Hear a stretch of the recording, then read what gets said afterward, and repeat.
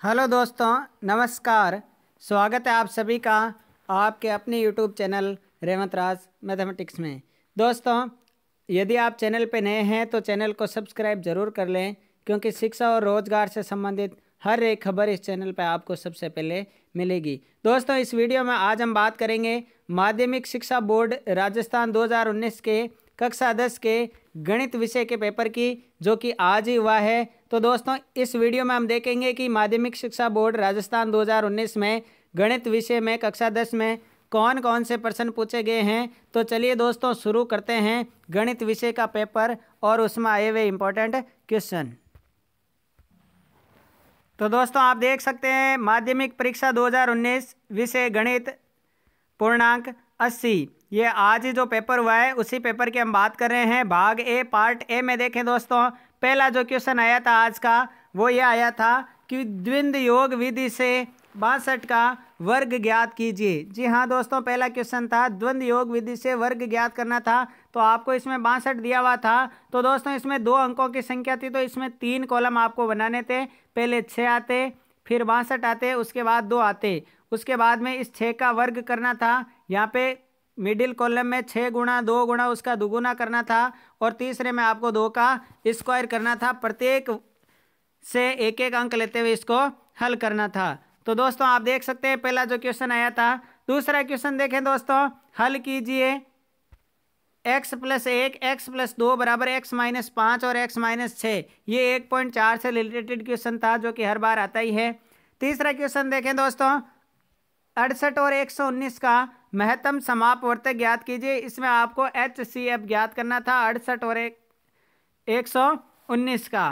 दोस्तों, प्रश्न क्रमांक 4 देखें, tan square 60 degree plus tan square 60 plus 3 cos square 30 degree. tan 60 का दोस्तों मान होता है आपके √3, सारणी से ये है, और cos 30 का मान होता है दोस्तों यहाँ पे √3/2। तो आप मान रखकर इसको आसानी से हल कर सकते हैं। क्वेश्चन क्रमांक 5 देखें, 7.2 से संबंधित है ये।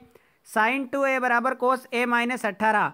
तो इसमें आपको a का मान ज्ञात करना था। sin 2a को हम लिखते cos 90 - 2a, 90 - 2a। तो ये cos से cos, ये वाला cos इससे कट जाता, उसके बाद a का मान आ जाता।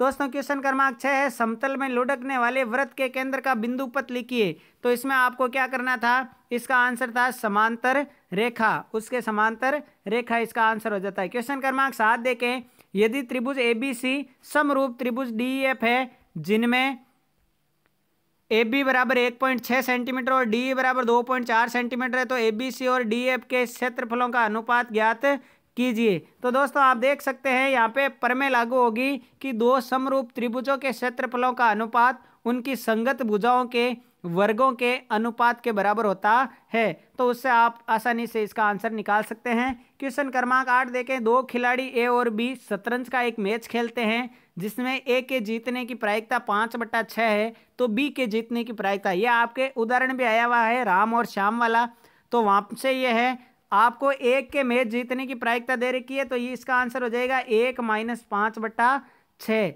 यानी कि हो जाएगा 1/6 इसका राइट आंसर आ जाएगा। क्वेश्चन क्रमांक 9 है, यदि एक कार का किराया प्रथम किलोमीटर के लिए 20 रुपये तथा इसके बाद प्रति किलोमीटर के लिए 11 रुपये है, तो 15 किलोमीटर चलने के लिए कुल किराया कितना है। ये सड़क सुरक्षा का प्रश्न समांतर श्रेणी वाले से है, तो इसमें 15वां पद आपको ज्ञात करना पड़ेगा। क्वेश्चन क्रमांक 10, एक पतंग भूमि से 75 मीटर की ऊंचाई पर उड़ रही है, जिसके धागे का भूमि के साथ जो कोण है वो आपको दिया गया है 60 डिग्री। धागे की लंबाई ज्ञात कीजिए। तो दोस्तों, मैं यहाँ पे स्क्रीन पे चित्र बना रहा हूँ, ये आता 75 मीटर। उसके बाद यहाँ पर कोण आप लिखते 60 डिग्री, धागे की लंबाई को L मान लेते। तो दोस्तों, इस चित्र में समकोण त्रिभुज ABC का निर्माण हो रहा है, और इसमें आपको साइन थीटा का प्रयोग करना है। लाल बटा कका से साइन थीटा कैसे आएगा, साइन थीटा आएगा क्योंकि यहाँ पे लंब और कर्ण का मान आपको दिया है, तो निश्चित रूप से इसमें साइन थीटा का प्रयोग करना पड़ेगा और इस धागे की लंबाई ज्ञात हो जाएगी। दोस्तों, पार्ट बी में चल रहे हैं, जो 2-2 नंबर के क्वेश्चन है। 11वां क्वेश्चन आया था, उपसूत्र अनुरूपेण द्वारा 42 का घनफल ज्ञात कीजिए। इसमें वो सूत्र लगेगा, 4 कॉलम आपको बनाने हैं।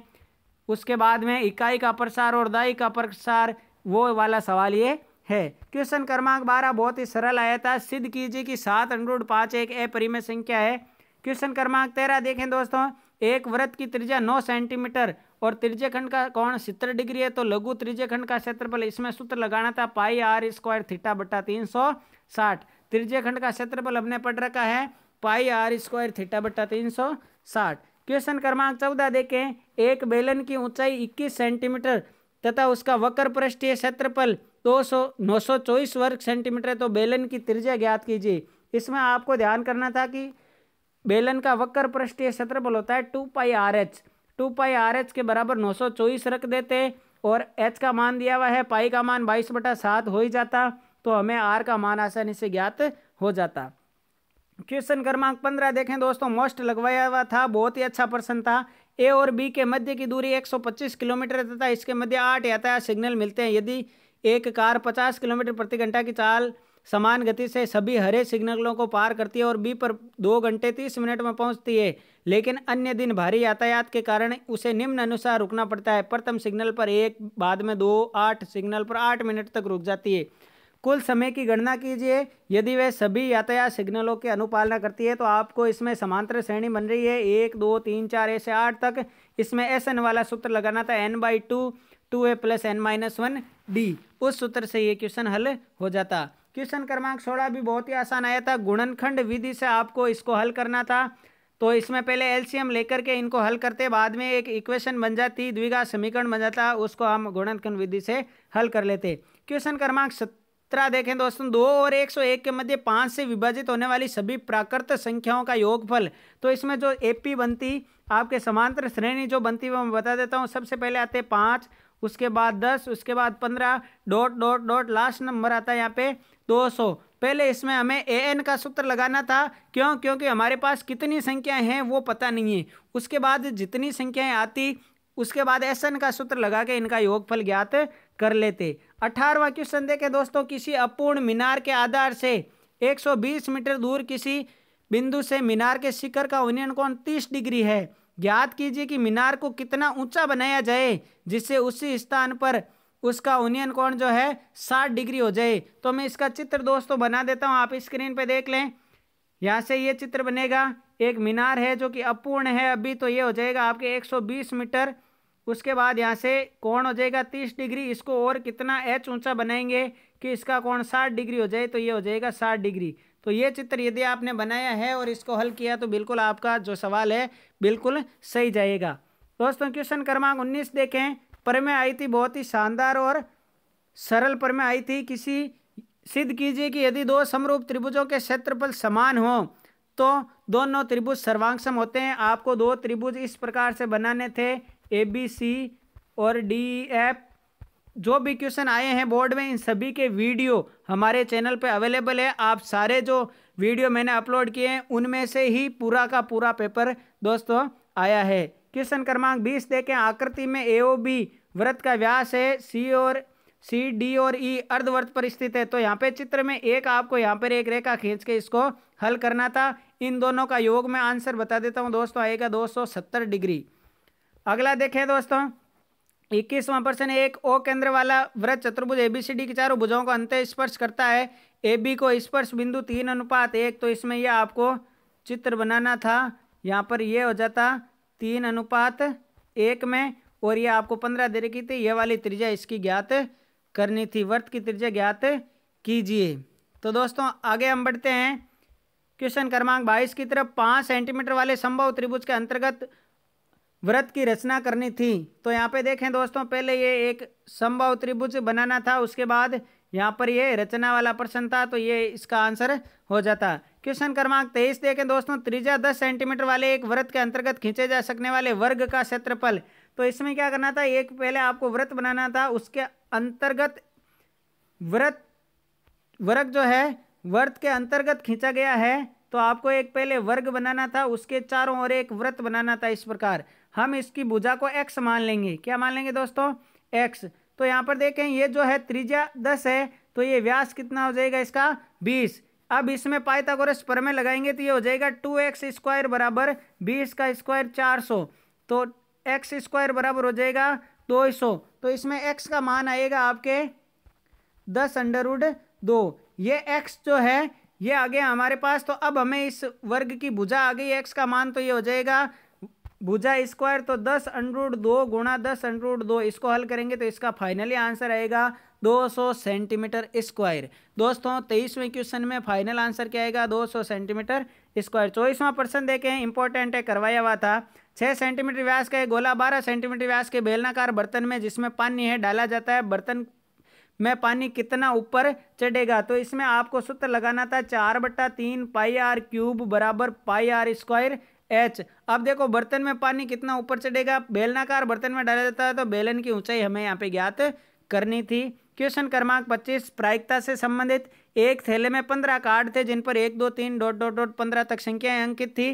पहला क्वेश्चन है, उनमें से एक कार्ड निकाला जाता है, अभाज्य संख्या अंकित हो। तो दोस्तों अभाज्य संख्याएं हैं 2 3 5 7 11 और 13। कितनी संख्या हुई? 1 2 3 4 5 6। तो इसका आएगा अनुकूल बट्टा कुल यानी 6/15। पहले का आंसर आएगा बिल्कुल 6/15। दूसरा पूछा गया था 2 से विभाजित होने वाली संख्या। 2 से विभाजित होगी 2 4 6 8 10 12 और 14। तो ये कितनी संख्या है? 1 2 3 4 5 6 7। तो दूसरे का दोस्तों आंसर आएगा 7/15, बिल्कुल सही आंसर। क्वेश्चन क्रमांक 26। अब डी पार्ट स्टार्ट हो गया। तो 6 अंकों के जो प्रश्न आए बहुत ही सरल प्रश्न आए थे।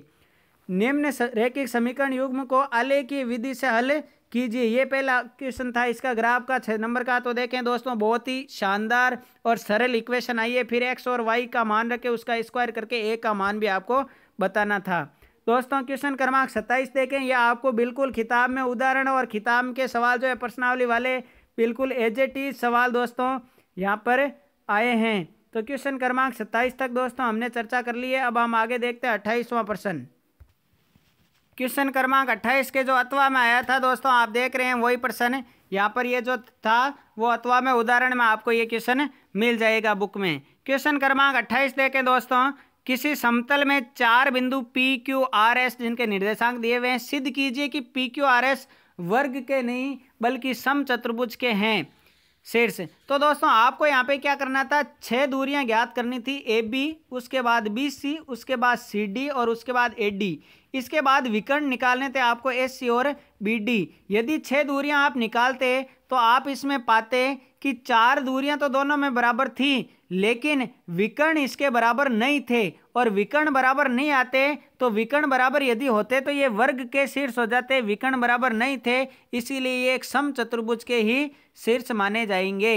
अगला क्वेश्चन 29वां क्वेश्चन दोस्तों देखें। यहाँ पे आप देख रहे हैं, सिद्ध कीजिए कि एक चक्रीय चतुर्भुज के सिद्ध कीजिए कि एक चक्रीय चतुर्भुज के समकोण समपूरक या उनका योग 180 डिग्री होता है। तो इसका चित्र मैं आपको बता देता हूं। इस प्रकार का चित्र यदि आपने बनाकर इस प्रमेय को हल किया है तो आपका जो आंसर है वो बिल्कुल सही जाएगा। यहाँ पर ये प्रमेय आई थी, बहुत ही अच्छी और इंपॉर्टेंट लगाई हुई प्रमेय थी। क्वेश्चन क्रमांक 30 और लास्ट प्रश्न देखें तो आपको एक सारणी दी हुई है, इसमें आपको माध्यक और बहुलक ज्ञात करना था। बहुत ही इजी प्रश्न आया है। तो दोस्तों हम बात करें पूरे पेपर की तो आज का पेपर बहुत ही अच्छा आया है और कक्षा 10 में जिनका पेपर बहुत ही अच्छा हुआ है उनके उज्जवल भविष्य की कामना करता हूं। दोस्तों वीडियो को लाइक और शेयर करें। धन्यवाद।